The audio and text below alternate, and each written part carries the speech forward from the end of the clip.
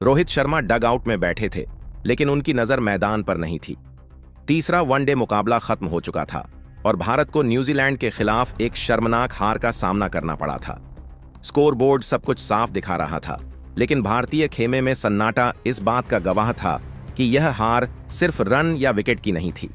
विराट कोहली ने आखिरी तक लड़ने की कोशिश की, हर गेंद पर जीत की उम्मीद जिंदा रखने का प्रयास किया, लेकिन न्यूजीलैंड की रणनीति और दबाव के आगे भारत की योजना बिखरती चली गई। मैच खत्म होते ही कैमरे बार बार एक ही तरफ जा रहे थे। महेंद्र सिंह धोनी ड्रेसिंग रूम से बाहर आते ही उनके चेहरे का भाव बदल चुका था।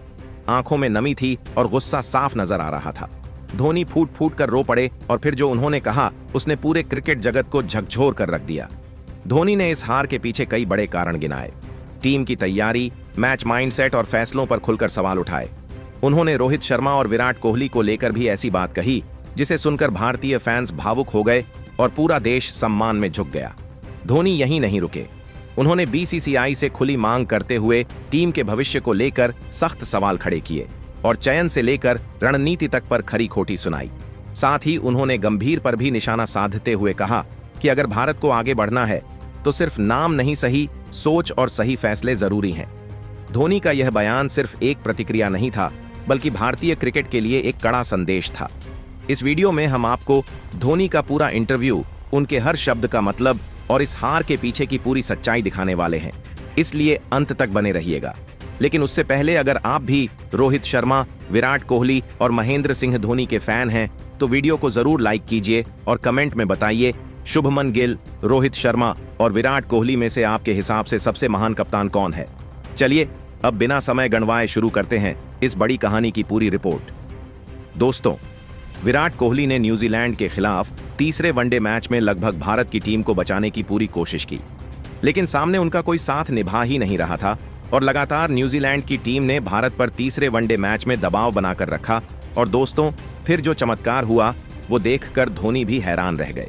जी हां दोस्तों, भारत और न्यूजीलैंड के बीच तीसरा वनडे मैच जब होलकर स्टेडियम पर शुरू हुआ था तो न्यूजीलैंड की टीम ने 338 रन का टारगेट भारत के पास रखा। अब दोस्तों, टीम इंडिया को उम्मीद थी कि जिस तरह से डेरिल मिचेल और ग्लेन फिलिप्स ने बल्लेबाजी की है, हमारे बल्लेबाज भी आज ऐसा ही कुछ करके दिखाएंगे।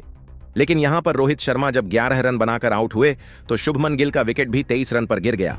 और दोस्तों, श्रेयस अय्यर 3 रन और के एल राहुल के बल्ले से 1 रन निकला, जिस वजह से भारत की टीम पर दबाव बढ़ता चला गया। और इस मुकाबले में विराट कोहली एक दीवार की तरह खड़े रहे और उनका साथ नीतीश कुमार रेड्डी ने निभाया।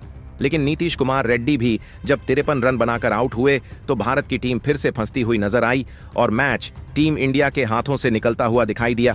और दोस्तों, इस मुकाबले के बाद महेंद्र सिंह धोनी भी काफी ज्यादा निराश नजर आए, क्योंकि दोस्तों, विराट कोहली को छोड़कर सामने से उनका साथ कोई निभा ही नहीं रहा था, जिस वजह से महेंद्र सिंह धोनी का गुस्सा जमकर फूटा। और दोस्तों, धोनी ने मैच समाप्त हो जाने के बाद कहा कि देखिए, क्रिकेट में कभी भी ऐसा नहीं होता कि आप एक ही खिलाड़ी के भरोसे पर मैच को जीतें। मैं मानता हूं कि विराट कोहली महान बल्लेबाज हैं और इनसे हर किसी को कुछ ना कुछ सीखने के लिए मिलता है, लेकिन जरूरी यह नहीं है कि विराट कोहली का जो साथ देने के लिए आएगा वो पूरी तरह से निर्भर कोहली के ऊपर हो जाएगा। मैं मानता हूं कि भारत की टीम ने तीसरे वनडे मैच में सचमुच काफी गलतियां की है। इस मुकाबले में अगर न्यूजीलैंड हमारे ऊपर पकड़ बना पाया है तो उसमें कमी भी हमारे बल्लेबाजों की है। जिस तरह से न्यूजीलैंड के खिलाड़ियों ने शुरुआत के 3 विकेट 58 रन पर ही गंवा दिए थे, तो हमारे गेंदबाजों को सबसे पहले तो उनको 300 रन से पहले ही रोक देना चाहिए था। मैं तो सोचकर चल रहा था कि न्यूजीलैंड की टीम आज 220-230 रन तक ही जाएगी, लेकिन ना तो अर्शदीप सिंह सही रहे ना हर्षित राणा।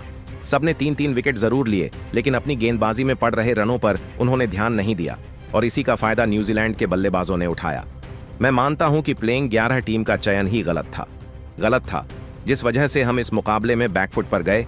और जब हमारी बल्लेबाजी शुरू हुई, हमें पता है कि 338 रन बनाने हैं तो हमारे बल्लेबाजों को शुरुआत से ही संभलकर बल्लेबाजी करनी चाहिए थी। रोहित शर्मा को क्या जरूरत थी ज़कारी फ्लॉक्स को ना समझा हुआ शॉट लगाने की, और के एल राहुल ने तो जो गलती की है उनको कुछ माफी दी नहीं जा सकती। हालांकि विराट कोहली ने सचमुच मैच में हमारी टीम की इज्जत बचाने का काम किया है, वरना हमारा तो इस मुकाबले में काम हो ही चुका था। तो वहीं दोस्तों, आगे धोनी यह भी कहते हैं कि गौतम गंभीर जब तक अपनी मनमर्जी चलाएंगे, हमारी टीम के लिए हमेशा बाहर से आई हुई टीमें दिक्कतें करती रहेंगी। मैं तो यह मानता हूं कि सबसे पहले बीसीसीआई को गौतम गंभीर के ऊपर एक्शन लेना चाहिए कि ये जो प्लेइंग 11 टीम उतारते हैं वह पर्याप्त नहीं है भारत को जिताने के लिए। तो दोस्तों, यहां पर अब आप सभी क्या मानते हैं कि महेंद्र सिंह धोनी ने जो कहा है, गुस्से में आप भी उनकी बातों से सहमत हो या फिर नहीं, कमेंट करके जरूर बताइएगा।